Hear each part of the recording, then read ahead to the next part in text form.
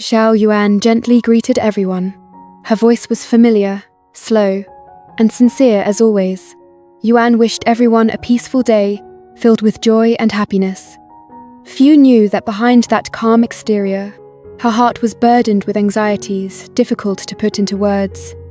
Yuan's life had recently seemed more stable after so many ups and downs, but unusual signs kept appearing, as if foreshadowing an impending storm. These things weren't loud or violent, but enough to make people feel uneasy. At a coffee shop near the construction site, the working atmosphere was heavier than usual. The company's CEO sat opposite an unfinished blueprint, his face showing clear signs of fatigue. He held his phone, repeatedly calling a familiar name. "What's this Tam doing? He's been so late for a whole month, not answering my calls." His voice deepened, mixed with frustration and worry. The employee standing nearby quietly reported that Mr. Tam had requested unexpected leave, citing personal reasons, but without specifying the cause. The safety department had also approved his temporary leave. The CEO sighed softly. Previously, Mr. Tam was energetic, quick-witted, and always on time to handle work. But recently, everything seemed to have completely turned upside down. The backlog of files was increasing. Clients were constantly calling to urge progress, while the person primarily responsible was absent for no apparent reason. He called Mr. Tam again. Finally, the other end answered. The CEO tried to maintain a calm tone, inquiring about his health, mentioning the unfinished files and the client's impatience. Mr. Tam replied that he was unwell and requested a few more days off. Although displeased, the CEO accepted, advising him to rest well and return to work. After the call, a female employee cautiously spoke up. She didn't want to speak ill of her colleagues, but she couldn't help but mention the internal gossip. Many people said that Mr. Tam frequently left work during working hours, and when they needed him, he was nowhere to be found, affecting the work of the entire team. The CEO listened in silence. He knew Mr. Tam had been with the company since its early days, someone he had once trusted deeply, but precisely because of this unusual change troubled him even more. He sensed that behind Mr. Tam's absent-mindedness lay some unspoken story. "Tam wasn't like this before," he murmured, his eyes filled with contemplation. Elsewhere, Uyen returned to her familiar home, her heart heavy with conflicting thoughts. The events of the day had left her restless. First, work-related issues. Then the relationships around her were becoming increasingly complicated. Before Uyen could sort out her thoughts, there was a knock on the door. In front of her was a well-dressed woman, her gaze both friendly and scrutinizing. The woman introduced herself as Fuang. Her voice was gentle, her demeanor polite, but Uyen sensed something wasn't quite right. Fuang said she knew Uyen from a mutual acquaintance and was curious to meet her. Uyen politely invited Fuang into her home and poured her some water. The initial atmosphere was quite formal, but after a few conversations, Fuang unexpectedly mentioned having seen Uyen with a young man at a coffee shop earlier. Her words weren't harsh, but enough to make Uyen uneasy. Fuang didn't beat around the bush. She directly asked Uyen if she was in love with the An. The question came so suddenly that Uyen was startled. She quickly explained that she and the An were just friends, close confidants. The An had helped her a lot during difficult times, so she stayed to help and repay him, with absolutely no intention of crossing any boundaries. Fuang listened in silence. She shared that she was the An's older sister. She had always wanted the best for her brother, especially in matters of love. Having experienced a failed marriage herself, she was more worried about the An's happiness than anyone else. Uyen bowed her head, honestly admitting that she was just a country girl, uneducated, and had never dared to dream of anything extravagant. She cherished the An and valued their relationship, but had never thought of possessing him or interfering with his life. The conversation gradually subsided. Before leaving, Fuang quietly mentioned that she would be going on a 2-week business trip abroad the next day. But upon her return, she would have some challenges for Uyen. Then, she said goodbye and left, leaving the young woman with an indescribable sense of unease.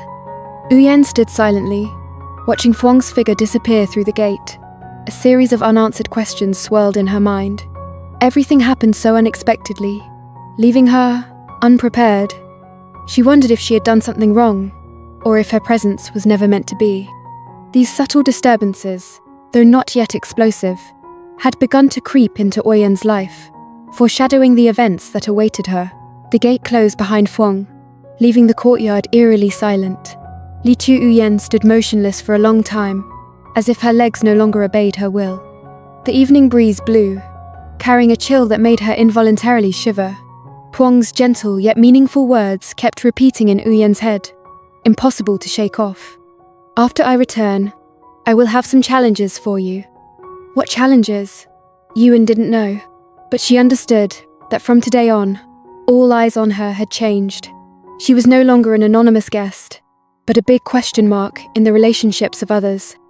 Thinking of that, Uyen's heart tightened. She began to wonder if her presence here was hurting someone. Uyen sat down, her hands covering her head. So many things had happened at once that she could barely breathe. Unstable job, troubled family life, and now the added pressure of a relationship she herself couldn't even name. A vague sense of guilt weighed heavily on Uyen's heart. Finally, Uyen decided to leave home. She needed a quiet place to escape the overwhelming thoughts. The first person that came to mind was Miss Nan. As soon as Miss Nhan saw Uyen enter, she sensed something was wrong. Without asking many questions, a single glance was enough for her to understand Uyen was burdened with many worries. She pulled Uyen down to sit, poured her some water, and waited silently. The quiet atmosphere caused Uyen's emotions to overflow. She spoke of her mother, of the small house in her poor hometown, of the hurried returns and subsequent departures filled with anguish. She spoke of her helplessness at seeing her mother frail and unable to be with her longer.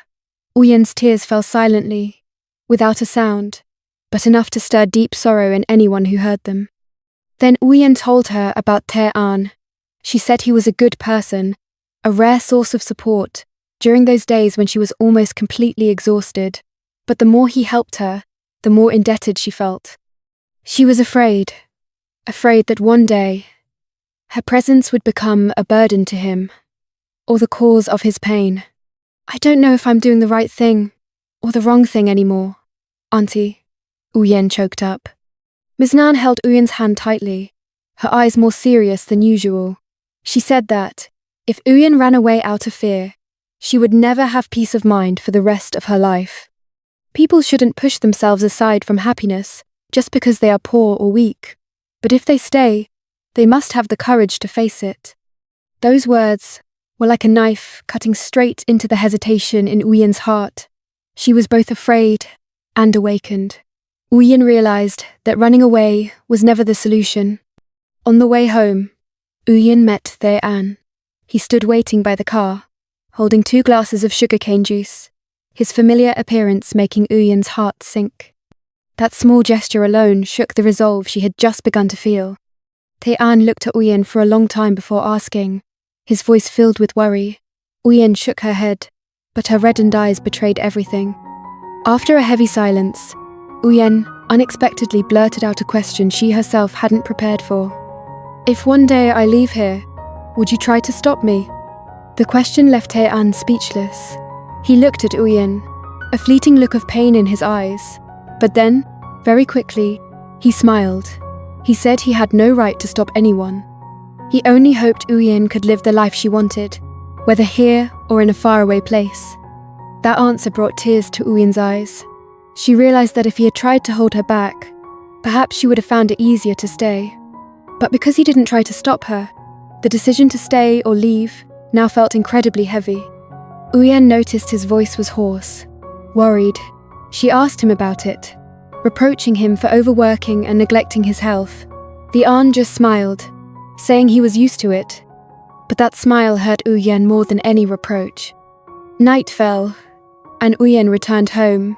Her familiar room suddenly felt strange. She sat alone, lost in thought. The challenges ahead, Fwang's worries, the An's kindness all intertwined, drawing Uyen into an unavoidable choice. For the first time, Uyen didn't think about running away. She understood that whether she stayed or left, she would have to face the consequences of her decision. And this time, she wanted to live for herself, not out of fear, nor out of gratitude. In the darkness, Uyen whispered to herself, "If you've entered each other's lives, then be brave enough to see it through, no matter the outcome."